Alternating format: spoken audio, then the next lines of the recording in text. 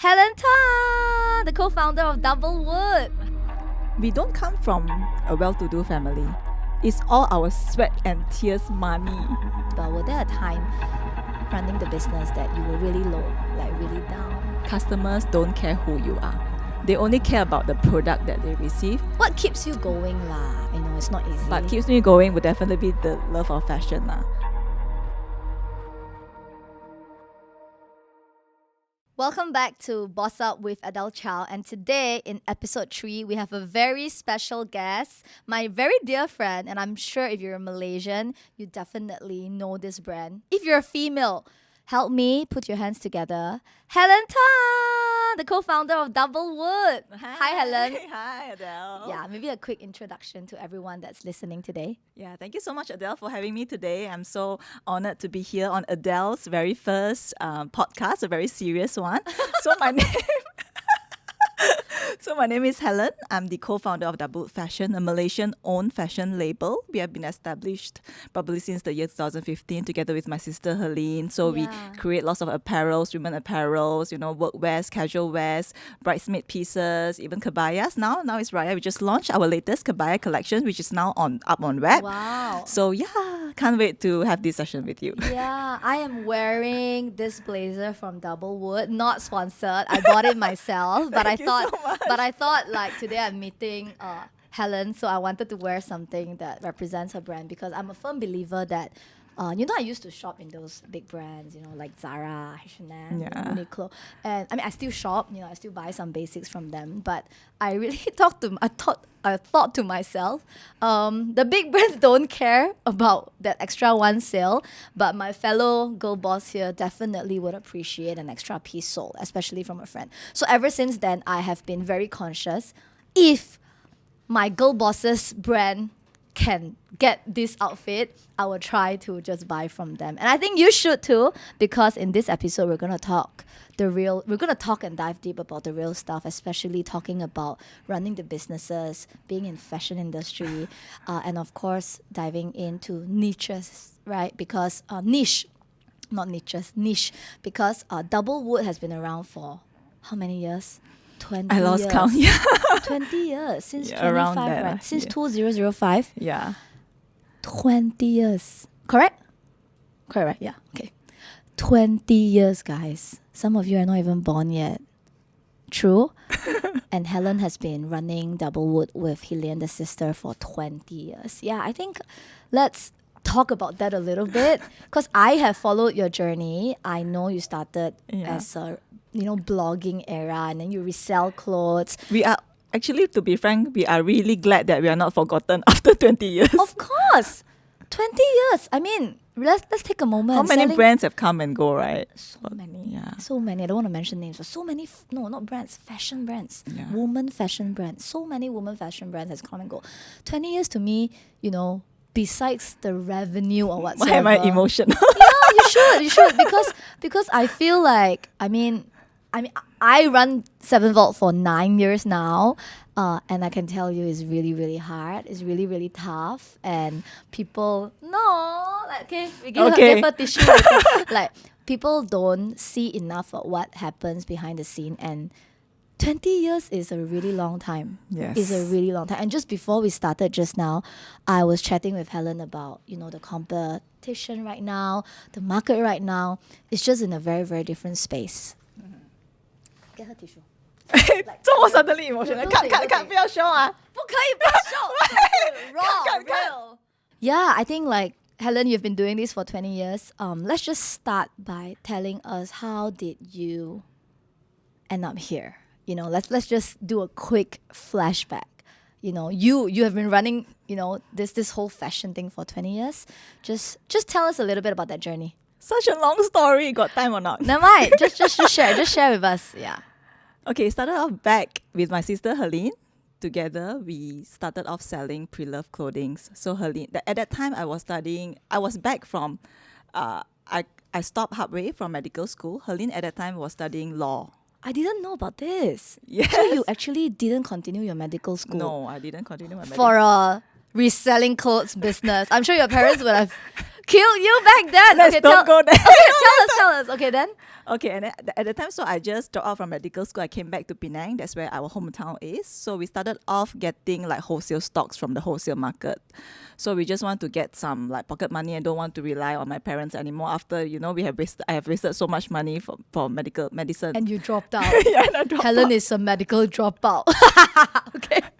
Go I on, think go a lot of on. people know about that. Okay, Yeah. so we started off I'm by a dropout too. You're I dropout never from what? graduate From degree. what? Mass comm. High five. I'm not proud. You still have Okay, to study. so- okay, for cut, real. cut, cut. Okay. No, for real, you still have to study. 那个 Yeah. 不要放 OK，没有可以放啦，继续继续可以放啊来。 OK， Okay, after that, then you 你会 cut off go on sensitive there. part 吗？哈，会，你只要觉得很 sensitive 你就讲。对对对 Okay, OK，来。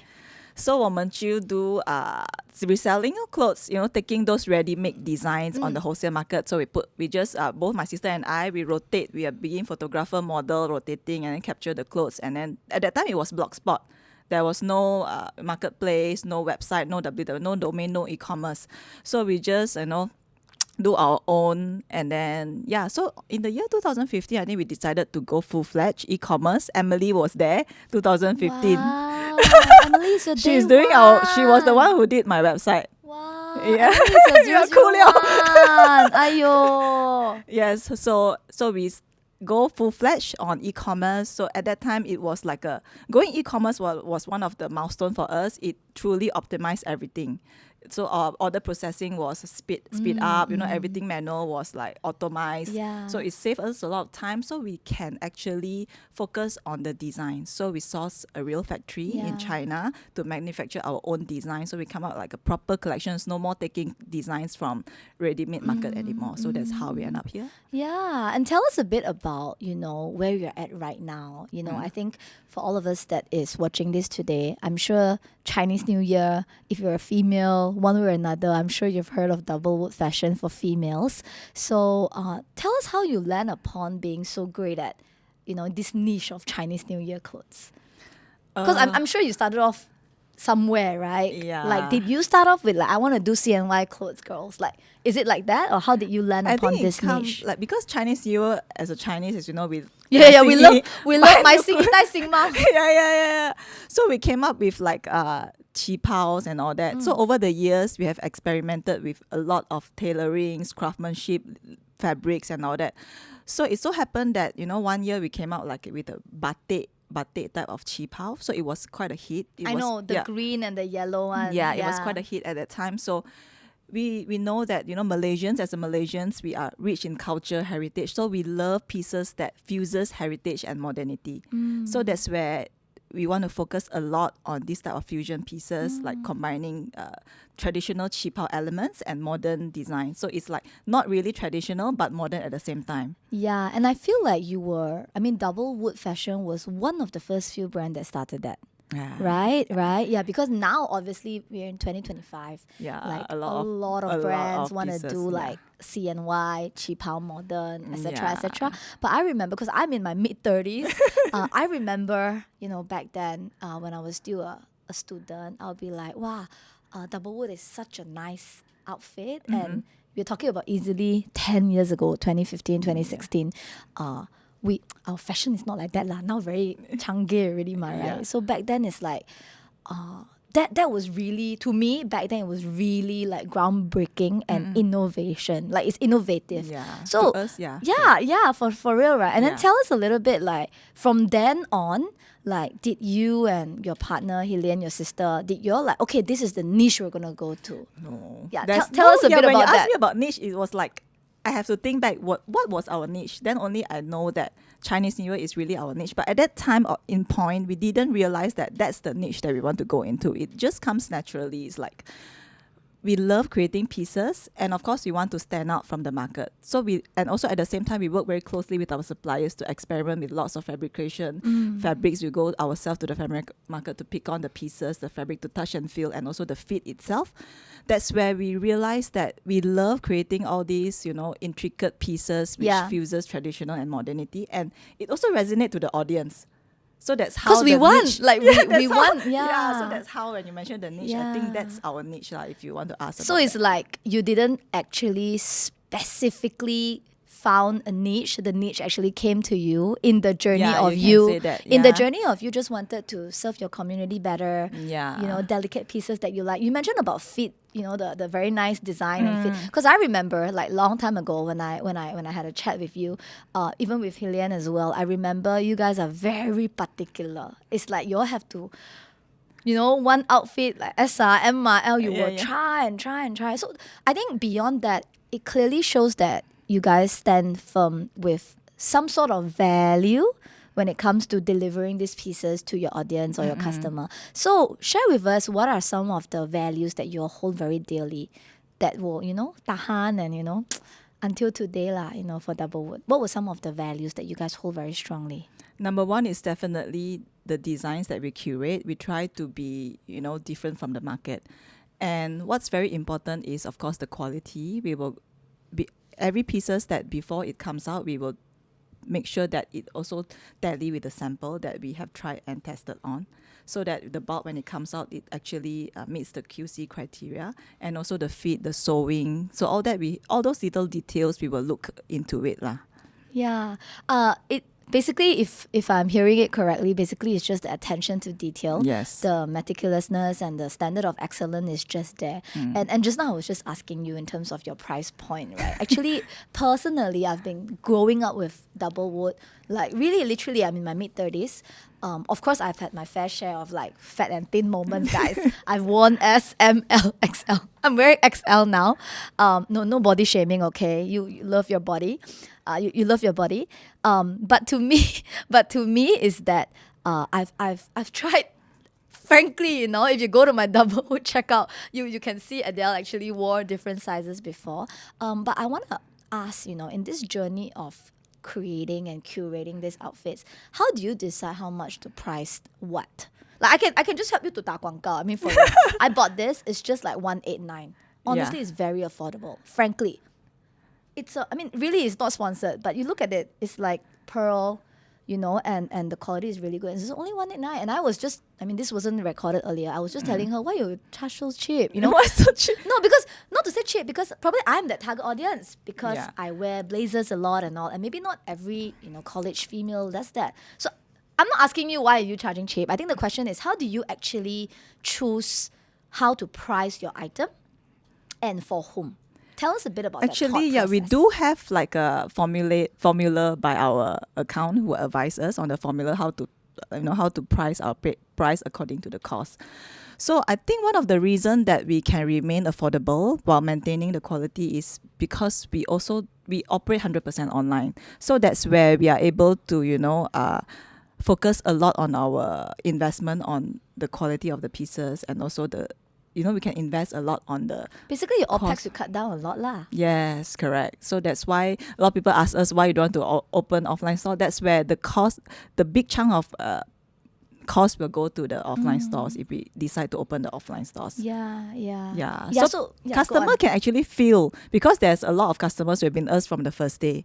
So if suddenly we open a lot of stores and then eventually the cost of the price and the selling price you have to increase, and customers will feel it because the quality is the same, but yet you increase the price. So it's very hard for us to justify that to our regular customers. So we really don't want to do that. So probably in time we will try to, you know, how to manage this tension. Yes, Yeah. correct. I think I hear a lot about caring for your regulars. Yeah. Yeah, and I think that's what really sets you apart from the other brands, because I really firmly believe, you know, running 7 Vault, we are a content marketing agency. It's all about your end users. At the end of the day, people today are very, very different from, you know, 10 years ago. Yeah. Right? People are really smart now. Correct. People can smell your bullshit from far away, right? So that's why when you're loyal, you know, loyal goes both ways, right? Yes. Your customer also loyal to you. Just hearing what you say, you're also very loyal to your customers. But I really want to ask this because knowing what you know with the market today as a business owner for so long and then running the fashion industry for almost 20 years, what are your take on this statement? Like, if you're not growing, you're dying, right? If you're not growing, you're dying. Yeah, and one of the thing about fashion label growth obviously meant by stores, and you've never really stepped in that first territory of running stores. And you think about it, it's really because of your regulars, you know, right?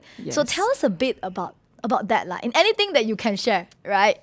After so many years, I come to realize that customers don't care who you are. They only care about the product that they receive, whether it matches their expectation and the price they pay. That's so painful. They don't care who you are. You are some sort of famous celebrity, or you are Helen, you are Helene, you are Double Woot, or you are any other brands. You are irreplaceable as long as you create the product that they want. That's how I come to realize that this is one of the hard truth, but it's the fact. That's why to you, whether or not it's a store or a retail, Yes, that might as long not as you come up with good great products. products, they will not leave you. Yes. I'm speechless because that was very refreshing. I feel like that big part, in today's noisy world, we talk so much We are about. actually slave to our customers. Don't say like that lah. Of course. Actually, we are serving each and every one of our customers, trying our best to bring the best products, because seriously, nobody cares. What do you do on your social media? Nobody give about Yeah. what you do, what you post, like what brands you do and everything. That's what I realized, that they only care about what products and what value you give to them. I think that's so much profound truth in there, because at the end of the day, I always... It's very sad, but it's true. It's the truth. Like, I believe it's cost versus value. But allow me to challenge you a little bit. Okay, Because, come. right? Challenge, Please- okay? Challenge, please give okay? me some positive Yes, thoughts. yes. Because I am in the marketing field, I'm in advertising. I always believe perceived value comes first before the real value. Why? Why do we buy branded bags? Why do we buy branded cars? You can agree to disagree, because why would people buy branded stuff, or don't say branded lah, just a nice car or nice house? It's always the way it was perceived since I was young, right? It's not that by the way, buying a nice car, nice house, that's not a problem. You love it, go ahead, right? You don't love it, no problem as well. You live your own terms, you live life on your own terms. But what am I trying to say here is, we get sold to the idea of if you drive a nicer car, you gain respect. We get sold to the idea of if you carry certain luxurious item, people will look at you differently. But you think about it, what is it that people are really buying? It's a perceived value. It's not really the bag. It's not really the calfskin bag. Correct. So my challenge and question to you, because you mentioned just now, is that customer wants the value of that dress or even the outfit, right? Have you ever wondered, just open to discussion, have you ever wondered, what is the perceived value your clients are buying when they buy Double Woot? Or that actually never crossed your mind? Yes, I think that crossed my mind before. But I think social media creates a lot of transparency nowadays. People can actually see if you're bullshitting them or the Exactly. value that they're delivering. That's what social media is creating. So I feel that over the years, customers are getting smarter and smarter and smarter. So perceived value, yes, it matters a lot, probably like 5 years ago. Customers are easily fooled, by what marketing gimmicks like brands are doing to fool them to purchase something which is worth way beyond that value. But now I feel you cannot fool them anymore. Yeah, I feel yeah. that's what I feel. Yeah, I agree. I don't think we should fool any of our clients. But when I talk about perceived value, is, let's be honest. Like, really, let me interview now for real, right? When we really buy an outfit today, what are we really buying? We are buying like an identity, right? Exactly. Which matches the price that they're paying. Okay, then You then will this is a will you deep buy this question. if it's 500 ringgit? I might. No, my customer won't. Okay, that's why it leads to my next question. Is it because it's target audience question? So obviously maybe now your target audience are mass, for Yes, example, right? yes. Of course, today we learn in marketing, Yeah, there mass. is target audience, Correct, there correct. is your different demographics of audience. So tell us a little bit about that. Have you ever wondered, like, oh, this is the mass audience that I want to serve? Or, just a thought, like, maybe I want to come up with a different line that targets, premium, or I don't know, or maybe a even cheaper range, right? To yeah. target, like, maybe the basics. Have that crossed your mind? I think for us, we didn't specifically plan for like what kind of collections that will come up, but like I mentioned, we go by customer demand. So this year we actually come up with like a very premium kebaya pieces for Raya. So I think that's also one of the diversification that we have made. Is this the first year that you all do very premium kebaya? Yes, it is. Congratulations. Above 400 ringgit. Wow. Yeah, it's quite premium for us, for our customer. How has it been? Yeah, surprisingly, it's quite well received. Yeah. So maybe this will be your next niche. Yeah. Right? Yeah. Yeah, then maybe We next actually one is- we have created a column called Kebaya Cool. So we will produce like long-term kebaya pieces, like some of the lower price range and also like premium pieces. Yeah. So that's one of the diversification that we're looking into. Lor. Yeah, very good, because like people like me, I might Where you wear know, kebaya. No, I might be invited to events like Yeah, Hari Raya. correct. And frankly, I don't know where to get them. I don't know where to get. Then I go into shopping mall and random store. Then now that maybe Chinese audience base can also be reflected fusion to it. kebayas also. Yeah. So my next question, talking about we're talking about target audience, talk about perceived value. So do you think that your business niche, because you mentioned just now that actually the niche came to me rather than you came to it. But now that you know what you know, do you think it's important to build a niche for a business, not just for yourself, but any other business out there? You mean like before we start a business, we want to find a niche? Or anything like, whether you're before or whether you're already running a business, do you think it is important to actually have a niche? I think a niche is very important, where you produce something that you're really, really good into and everyone is like loving that product of yours. That's where your major chunk of your revenue comes in to sustain your business. And diversification is where you can experiment with different styles, but the revenue is not confirmed. So it's like you got a big chunk of confirmed revenue, and then when you diversify, you can try on some of the styles, but that's the risky part of the business. I got it. Yeah. Basically, don't put all your eggs in one Yes, basket. correct. But you also need to find out which one is your golden egg. Yes. Correct, right? Right, golden. So I want to ask you, you have been doing the business, for 10 plus years, Double Woot, ever since we went to ever since Double Woot, launched your e-commerce store. Tell us a bit about the revenue part. Not about how much you make. Of course, you can tell if you want to say that. But it's more about like, to all the business owners out there, or anybody hearing this podcast today, that we are probably struggling to get more revenue. I want to make more money for my business. Tell us a little bit. Were there times that you had to struggle for revenue, or were there times that your revenue was so good that you to had us, to expand? To us, we are considered very 保守 call what? Reserve. Yeah, we are quite reserved and safe in terms of expansion, marketing spend. So we try to keep our cash flow positive, like at all times. We try to do that. So we save a lot on, number one is we don't open a lot of offline stores. So we are very conservative in terms of our marketing spend. Also, a lot of our advertising, we also kept it at very, very minimal. So like I mentioned, the risk is there, but in conclusion, we are very conservative in this. So we try not to risk too much, but we invest all our investment on inventories. Inventories. That's right. So in terms of where we feel that our cash is running tight, we do a lot of IG live sale. We do sales, and then one of the things that we do in fashion, one of the key problem is the sizes. So there are sizes that run too big, it's stuck there. So we do have in-house tailor to tailor the size. Like for example, L. Some people they prefer the M, so we tailor that to M. So it will take some time. So that's one of the ways to cut out the cut costs. Yeah. So were there moments where your revenue just shot up, and then like you were like, wow, I didn't know that? Or were there moments that, you mentioned a few times. Yeah, the Chinese New Year, yeah. So maybe the low revenue part, the answer is no lah. You've never really had a time like, wow, revenue very bad. Like, so tell us a bit about that. Because I'm sure that time was COVID, the one that very bad. Yeah, tell that was us COVID. a bit about that. Yeah, during COVID at that time, it was like... I'm sure everybody also not just everybody you. But so share with us the normal thing that... at that time, we did a lot of sales. We did a lot of we capitalizing on the social media. Yeah, homeware. I bought it, the blue one. Mask, I still wear. New category. So that's how we pivot from during that crisis. What about like when we mentioned like a time where the revenue was really great? Like you mentioned Chinese New Year. So do you remember the first Chinese New Year where you see like, wow, ka-ching. Tell us a bit about that.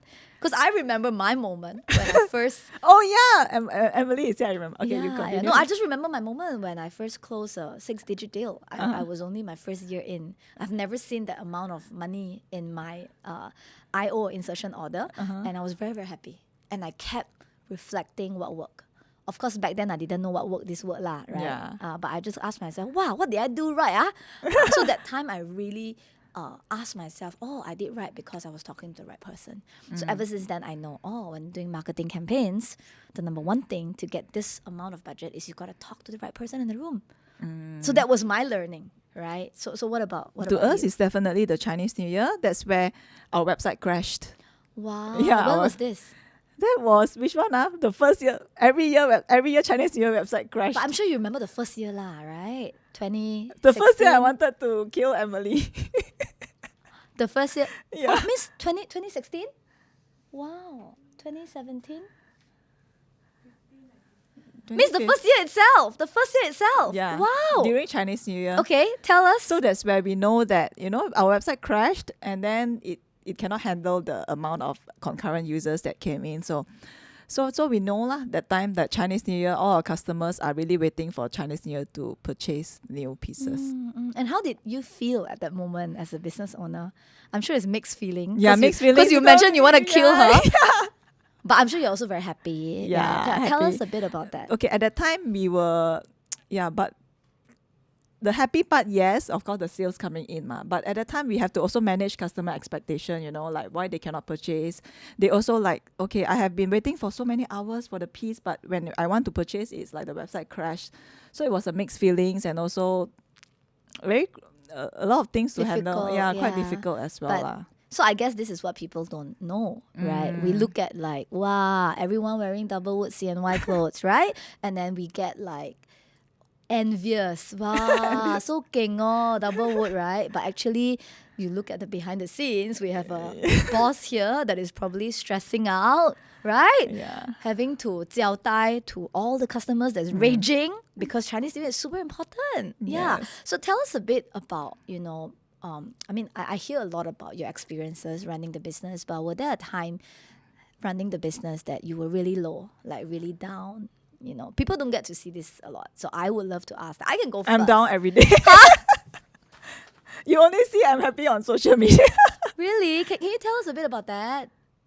If it's too much, I will cut it out. But just tell us a bit about that. Because I feel like the reason why I want to interview you guys is because I feel people don't see it, ma.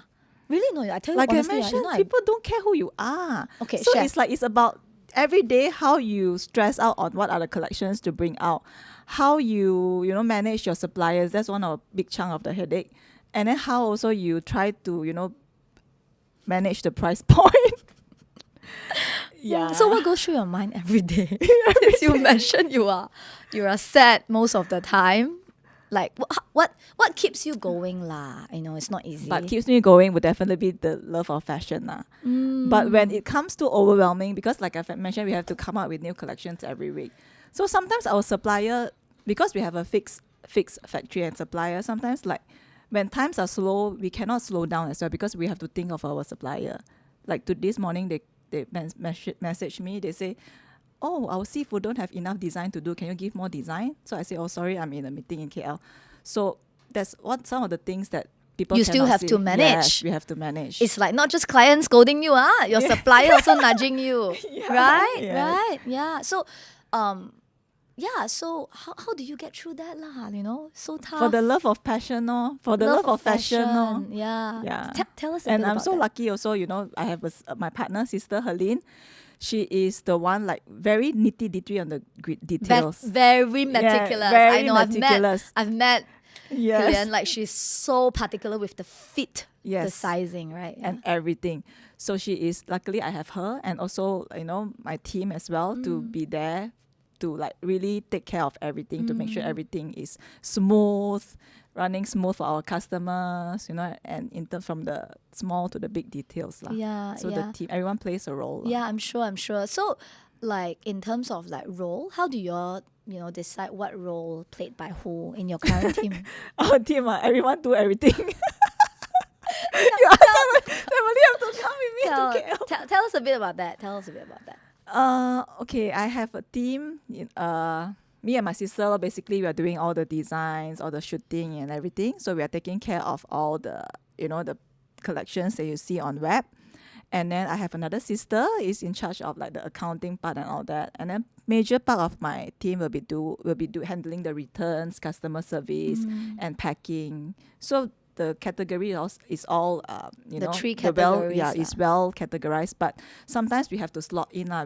We have a group chat, and then we will like slot in all the problems that are happening on time. Like what customer request is always the top priority. So everything then we will drop into the group chat to solve the customer problems first.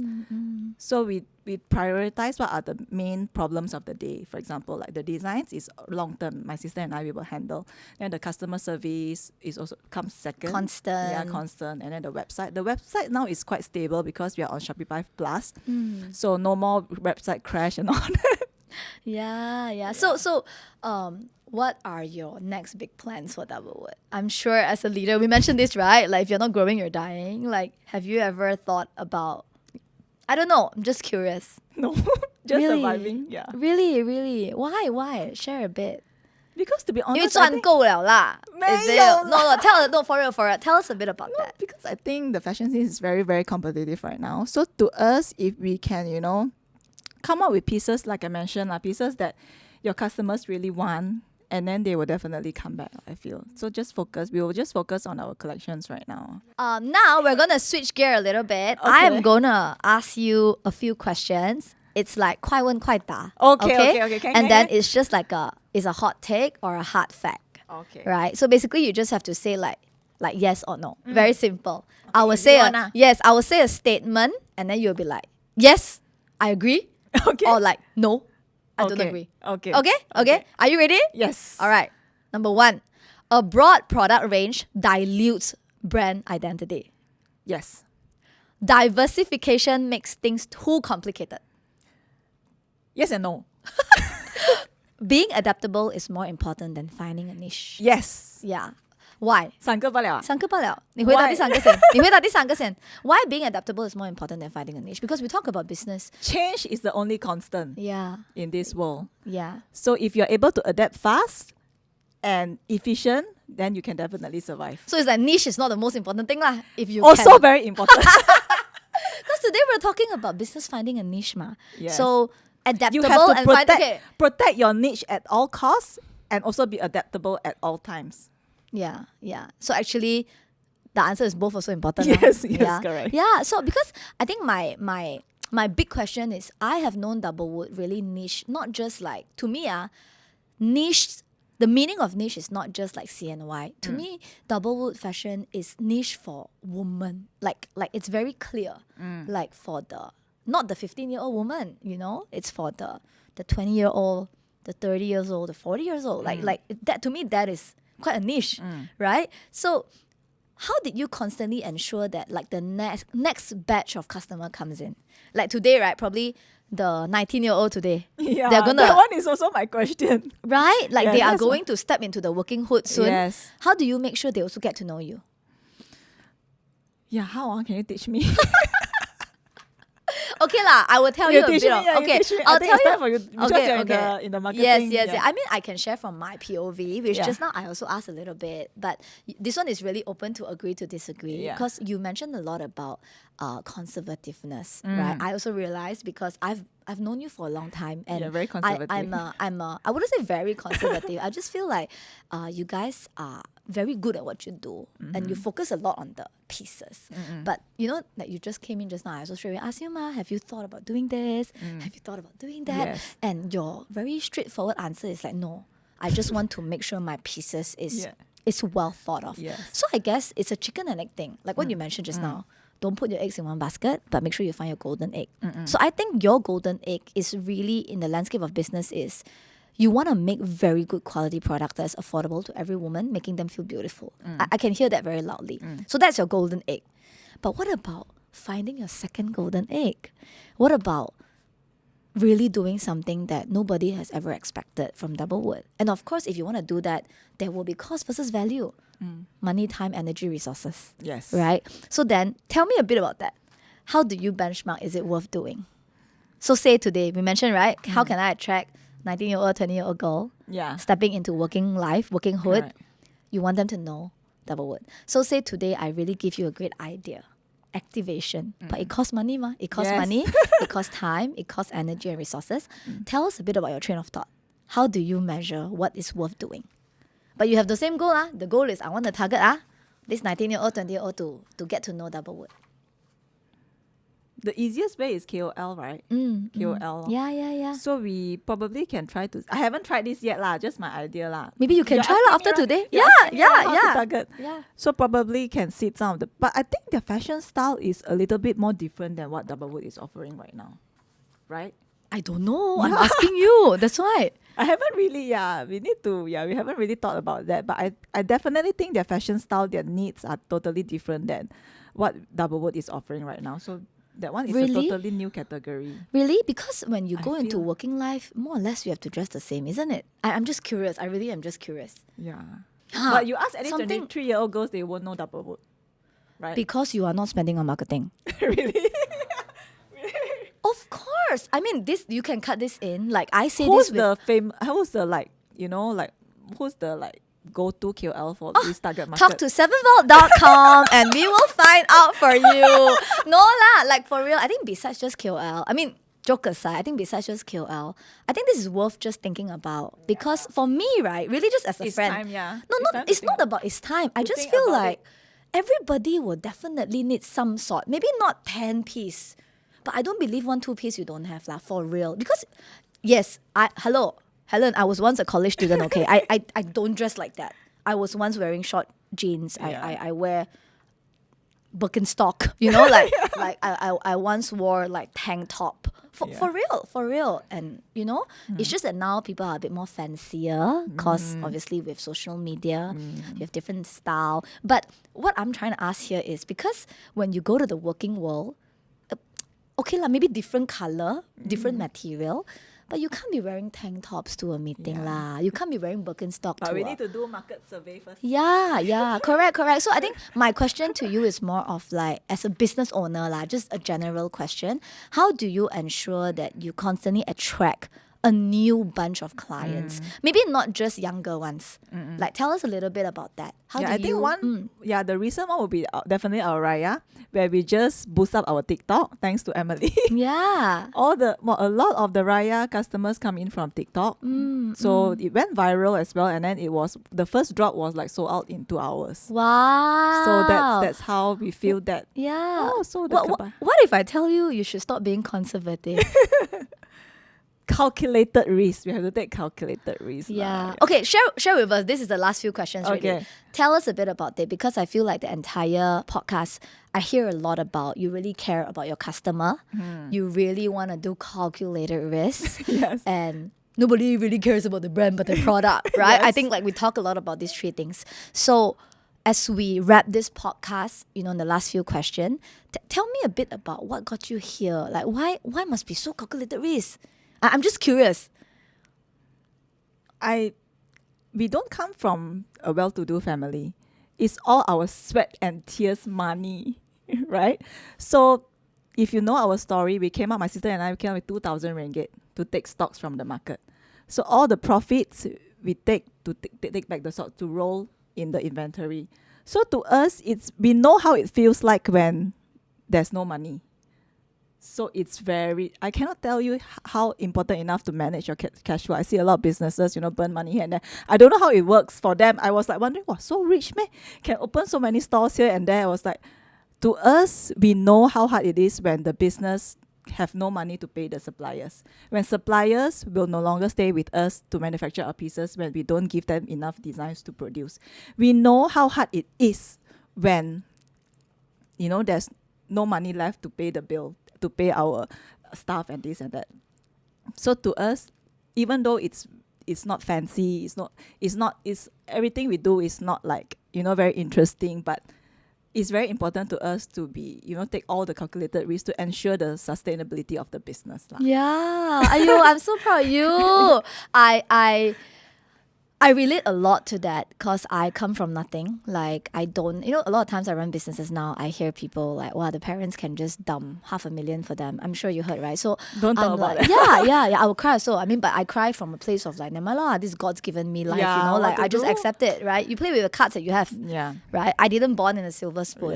Yeah. But I cannot lie, ma. So I also came from a no money family once. So I literally started 7th floor from zero. You have 2,000, I don't even have 2,000. Yes. But obviously because of my business model, so I went out, like, got all the cost is to buy people coffee at Starbucks last time. I buy coffee. That's my only cost. And then my car, my petrol. Yeah. Then my laptop. The rest is my brain. Yeah. And the way I talk, the way I pitch, and the way I sell, the way I do. So I really know the feeling of no money. Like, I always tell my team, I said that, I'll never want to go back to that feeling of like no money, And now that I have a team, I'm sure you feel the same. You are responsible to so many people's life. So I guess, this is also the other part about entrepreneurship that most people don't see because people keep thinking, which I don't disagree, right? I don't disagree with this statement I'm about to say. People keep thinking entrepreneurship is fun and cool. Like I said, I don't disagree, but it comes with a lot more things that Responsibilities. people don't share enough because it's not cool to share. It's not cool to post a post and tell you that today I cried because my bank balance is gone, 6 digit, Yes. because of a wrong choice. Who make? The business owner. Who make? The CEO. So to me, as we wrap this up, I feel like for anybody here that's listening to this podcast today, they are probably thinking of starting a business, thinking of running their own fashion line, or are already running their own business. If there's one thing that you want to tell them so that, we all get better at what we do, what would that be? To me, I feel that if you are already in a fashion business or if you're in a business, I think it's like the passion and the drive. I think it's not easy for you to want to take the first step to become an entrepreneur. You have already, passed all the roadblocks. You've taken the first step. And I think in order to go on, find the right person that you can, a partner that you can, trust and just believe in what you do. Because I think you have a reason why you're doing it. So keep on doing it. Don't give up. Yeah. And despite how hard it is, because the truth is, you only live once. Yeah. You just go all out and just see how it turns out. Yeah. And in the process of going all out, there will be hurts and pains and struggle. I always tell my husband it's like battle scars, but that's what make you who you are. Yeah. And I think that it's the battle. So it's like you cannot say no battle scar one lor. You sure got one lor. You will cry yourself to sleep. You will shout at your pillow. You will have moments where you're really frustrated and you will blame yourself. Why did I make that decision? Like, why am I so stupid? I've had a lot of those moments. But to me, is at the end of the day, if this is the life and the path that you choose, 我华语里面讲这句的，自己选择的路你跪着也要走完，因为这个是你选的。And then now, you gotta just go all out and give your best. It's better than you just do it than to think of like what if you didn't do it. Yeah, but it's very hard, I tell you. It's easy to say when you're sitting here, but before you try something, like yesterday I just had my Boss Up launch. I'm very grateful for my team, but actually I'm very scared. So I was just asking myself, like, why am I so scared? Why am I so... Okay, not scared, I'm nervous. Then I think like, this, honestly, the event is so small. I've done like 400 people event. I'm like, why? It's like 10% of my usual events, but why am I so nervous? And it was then I realized that because I've never really did something using my name. Like, I've never really did something not for just business purpose. Like, every event I do is very business driven. So this Boss Up, event that I had yesterday, it wasn't for business. Like, really nothing. It was nothing about business. It was purely about exchanging conversation. And I guess that is why you just have to feel the fear and do it anyway. Thank you so much, Helen, for your time. Yeah, if you enjoy this podcast, go ahead and share, like, subscribe, and of course, check out Double Woot and check out Helen. I'll see you guys in the next one. Bye!